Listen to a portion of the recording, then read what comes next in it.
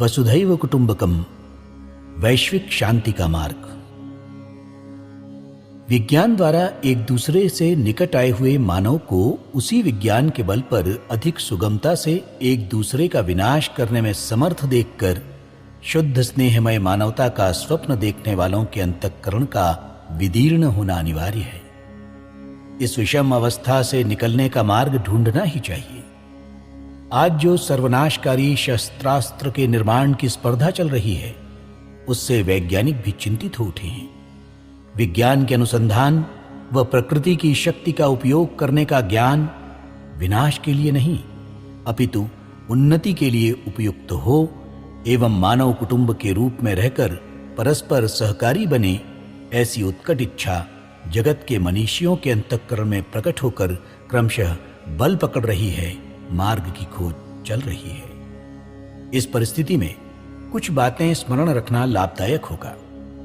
संपूर्ण मानव जाति का एक कुटुंब के रूप में स्थित होना असंभव नहीं है, किंतु इसमें कोई यदि ये सोचे कि भीतर बाहर सब समान हो जाएंगे, तो ऐसा सोचना ठीक नहीं है, और न ही ऐसी निर्जीव समानता मानव के सुख का निर्माण कर सकती है। जब तक सृष्टि है तब तक विविधता रहेगी ही। विभिन्न स्थानों के समूह अपने स्थान वैशिष्ट तथा परंपरा वैशिष्ट से युक्त रहेंगे ही। इन सब वैशिष्ट्यों से युक्त राष्ट्र जीवन भोगने वाले समूहों के वैशिष्ट्य को नष्ट कर उन्हें एक ही ढांचे में ढालने की चेष्टा करना जगत की सुंदरता, सुख आदि को नष्ट करना है। वैशिष्ट्य नष्ट होने से उन समूहों की जीवन विषयक अंतःस्फूर्ति ही नष्ट हो जाएगी।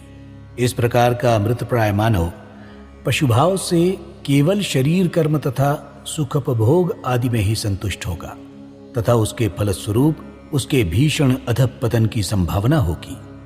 अतः आवश्यक है कि राष्ट्रों का विनाश न करके उन्हें अपने अपने श्रेष्ठ वैशिष्ट्यों से युक्त जीवन का विकास करने दिया जाए।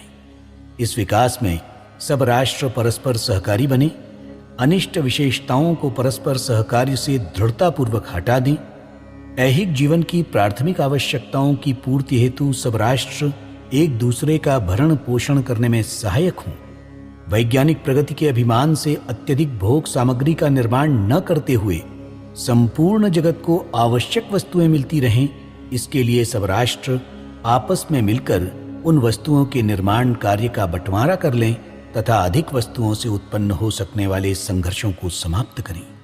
संपूर्ण जगत में एक दूसरे की विशिष्टता का पर्याप्त ज्ञान तथा तत्संबंधी आदर निर्माण हो, और इस प्रकार की व्यवस्था से परस्पर स्नेहपूर्ण तथा सहयोग पूर्वक परस्पर पूरक राष्ट्रों का एक महान कुटुंब स्थापित करने का प्रयत्न किया जाए।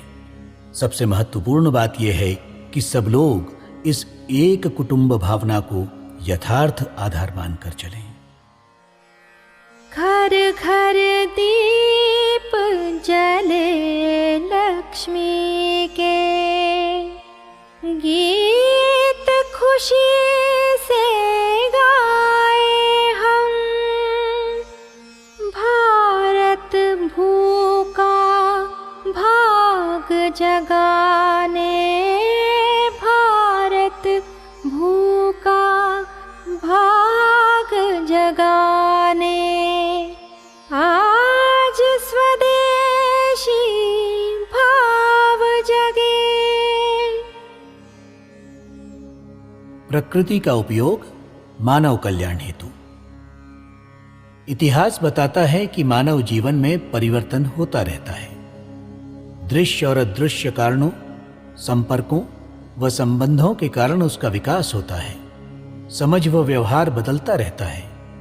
भौतिक विज्ञान के विकास के साथ सृष्टि के रहस्य क्रमशः अनावृत होते जा रहे हैं, जिसके कारण मनुष्य का प्राकृतिक शक्तियों पर नियंत्रण एवं सजीव सृष्टि पर प्रभुत्व बढ़ा है।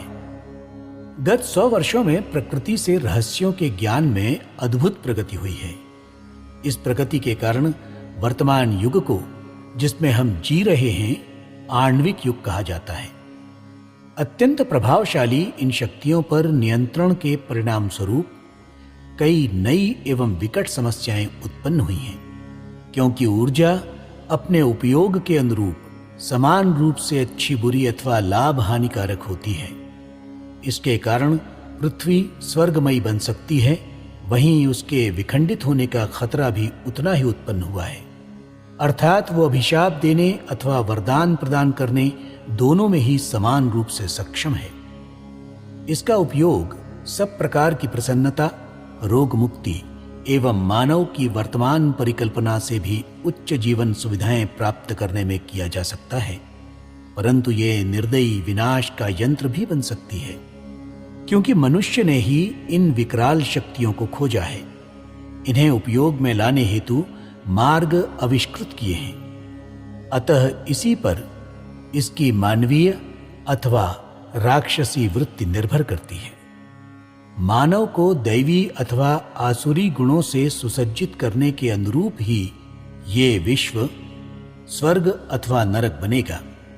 लेकिन आज का मनुष्य शेष सृष्टि, यहां तक कि अपने ही वर्ग के बांधवों के साथ जो व्यवहार कर रहा है, उससे क्या परिणाम होंगे।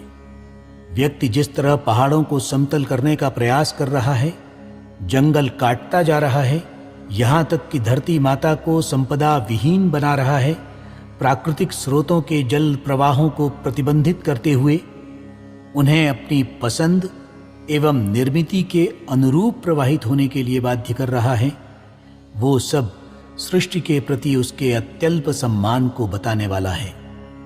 अति आत्मतुष्टि व स्व केंद्रित दर्प से युक्त होकर वो अति विशाल प्रकल्पों को हाथ में ले रहा है, मानो वो त्रिकालदर्शी एवं सर्वशक्तिमान हो, अथवा प्रकृति की उत्पत्ति व लय में सक्षम द्वितीय विधाता बन गया है।